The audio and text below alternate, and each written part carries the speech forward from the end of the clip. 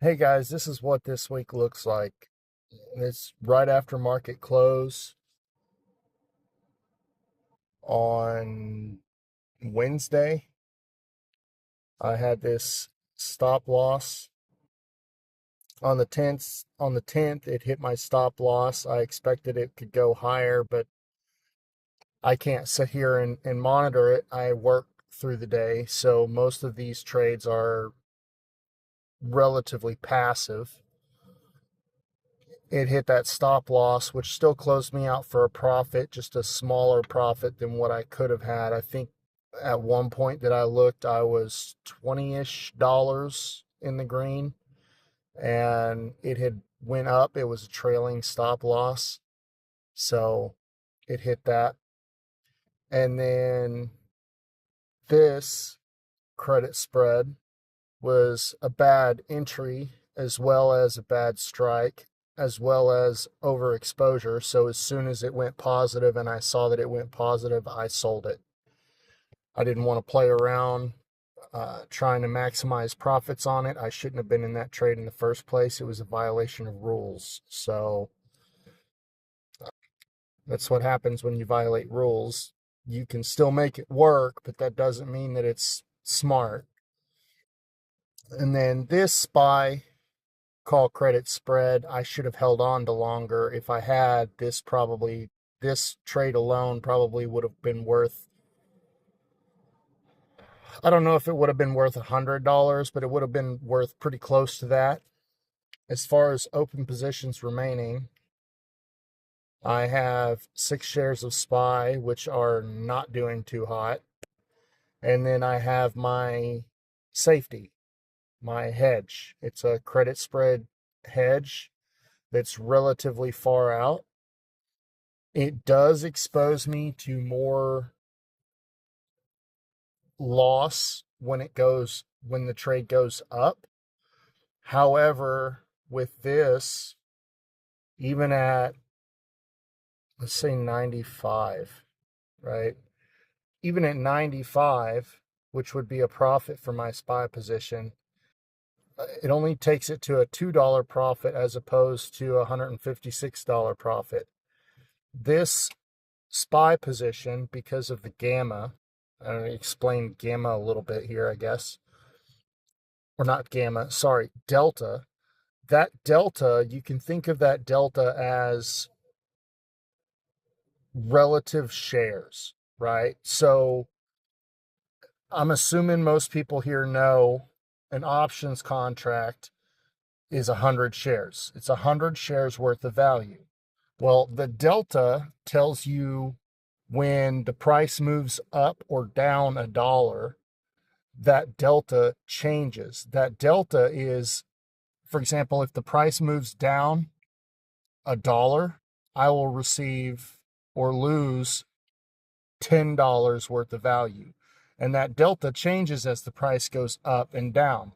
The higher the price goes, the higher that delta gets. So as it gets closer to my strike, which is my short strike, which is 720, that delta increases. That delta will turn from 10 to 11 to 12.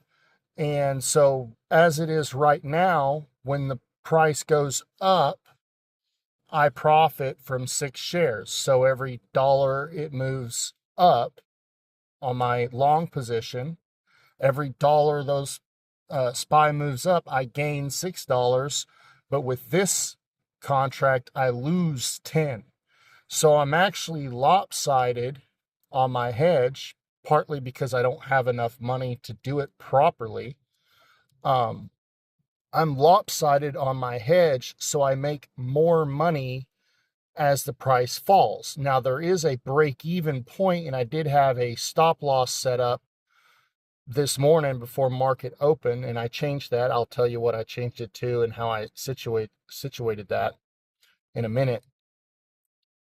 But I changed that stop loss to line up with where the delta would be as the price of SPY fell. So, and it worked out to, and the gamma will give you that calculation. So as the price would fall, I believe it was $640 SPY would have to fall for the delta to drop to 6, right? Or rather 0.06. So once SPY, if SPY were to fall to 660, or no, 645, sorry, 645, I set my stop at 660. So that way I would be in the green as the price fell up until 660, and then it would just be all green, because if I think as SPY fell below 660, I would think that it would continue to fall over the course of the next several trading days. Now, I'm negative $39. I'm $39 in the hole, but because this delta is higher than 0.06, I'm actually benefiting the further SPY moves down. So this is my hedge. This hedges my long SPY position, so that if my thesis is wrong on SPY, it closes me out, stops me out, and I no longer take loss on SPY, and then I can close my short SPY credit spread and still make a profit on that trade. Now, if I'm right in my thesis, what will happen, now keep in mind the expiration date is May 29th. So if I'm right, SPY will go up to the ballpark of right around in here. 695 to 696 is where I plan on looking to close it. Higher if I think that there's potential to go higher. But let's say it does go higher. Let's say it goes to 698, which I believe 698 is around the all-time high right now. I will only be down $31.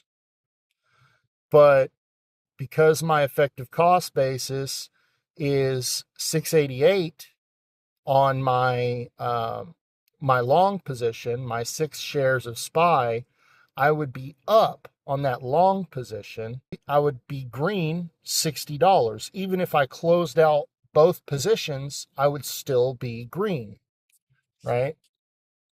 And then if it does go up to there, even if it goes up to here, it's still worth holding, because it's got, it's got over 3 months left before expiration. What are the odds that it's going to go up over here and then just continue to climb and just draw a straight line up? I've seen them wiggle up and down as they go up. I've seen them wiggle up and down as they go down. I've never seen them go in a straight line up. Just generally just go up. So I think that even if I do hit my profit target for SPY and I close my 6 shares, then I will still hold on to my credit spread, and I'll give that more time, right? Because what I expect to happen is by the time it gets to roughly right in here somewhere, let's just say April 27th, I expect the low range to be about in here somewhere. It's upper middle range of what it is right now. Upper middle range of where it's been bouncing lately is about that 695, 696 area. That's $308. And that's assuming that it bounces down to 695. And I think that there's a very good chance that even if it does break into the 700s, right there, even if it does break into the 700s, right? Even if it absolutely obliterates all-time high by 4%, roughly pretty much 4%, that's still $88, right? Because of the theta. So just time passing alone, the theta right there, time passing alone, this option loses $2.87 as of closing on Friday today. So Monday, Tuesday, or sorry, Saturday, Sunday, Monday. So 3 times 2, 6, 24, so 84, basically 84, 85. Yeah, 85, basically 8.50 is how much value this contract will have lost in over this 3-day weekend, because theta still has effect on the weekend. You won't see it reflected in your P&L until Monday, but it does still have theta decay even on days where there's no trading taking place, right? So there's a very, very high probability that even if SPY breaks all-time high, that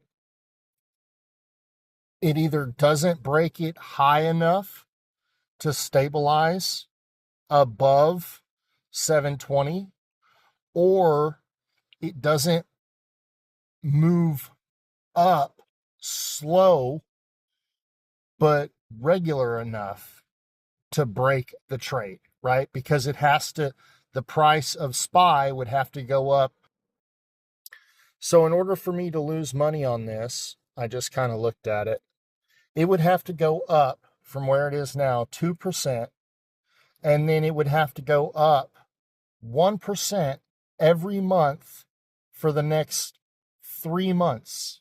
And it could not go down at all, or it would give me the opportunity to close at a profit, right?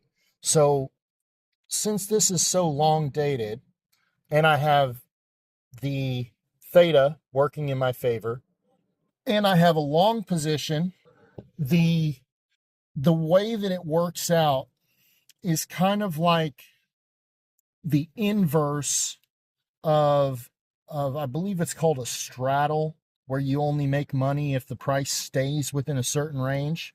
This strategy is kind of the inverse of that, right?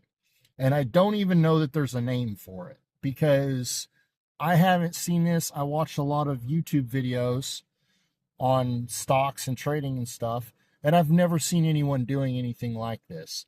And who knows, maybe the reason people don't do this is because it's stupid, and I haven't realized how stupid it is yet. Anyways, thank you guys for watching. Please leave a like and subscribe if you want to follow along for more.